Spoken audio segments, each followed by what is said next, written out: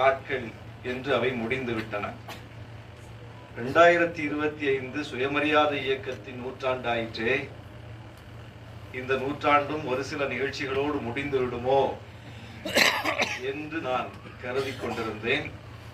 அதை அப்படி முடிய விடமாட்டோம். ஆண்டு முழுவதும் பேசுவோம். பெரியார் என்னும் பெரும் நெருப்பு, அந்த நெருப்பு தொடங்கிய இயக்கத்தின் நூற்றாண்டை அவ்வளவு எளிதில் கடந்து விடுவோமா என்று தமிழ்நாடு ஃபார்முக்கு வந்திருக்கு.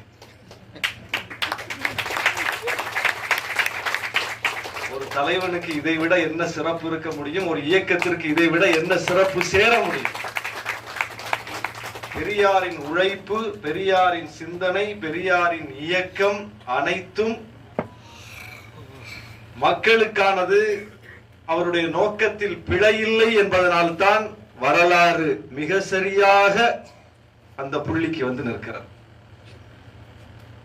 எப்போதுமே பெரியாரை இயங்க வைத்தது எதிர்ப்பு உணர்வுதான், எதிரிகள் தான், இனப்பகைதான். அது எந்த வடிவில் வந்தாலும் அவர் அதை எதிர்கொண்டிருக்கிறார். அவருடைய சுயமரியாதை இயக்கத்தினுடைய நூற்றாண்டிலும் அது பல்வேறு வடிவங்களில் வருகிறது, நம் வடிவில் கூட வருகிறது.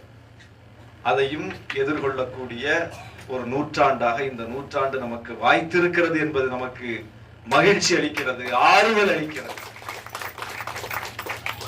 இப்போது இப்படி ஒரு உரையாடலை சீமான் தொடங்கி வைக்காவிட்டால் நாமும் அடையாளத்திற்கு சுயமரியாதை இயக்க நூற்றாண்டை கடந்து போயிருப்போம்.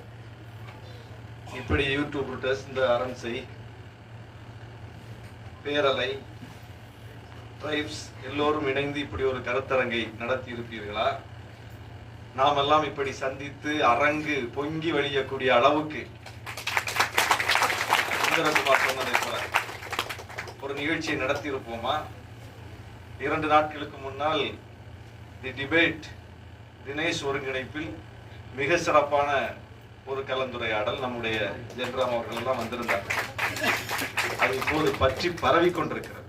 நேற்று இரவு போட்ட வீடியோ அப்படியே அலையா அலைஞ்சு அடிச்சுக்கிட்டு இருக்கு. இதெல்லாம் ஒரு மிகப்பெரிய வாய்ப்பு நமக்கு.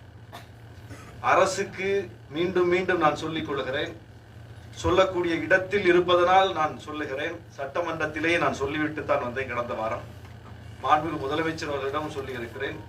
அதற்கு பிறகு நடக்கிற அனைத்து நிகழ்ச்சிகளிலும் சொல்லிக் கொண்டிருக்கிறேன்.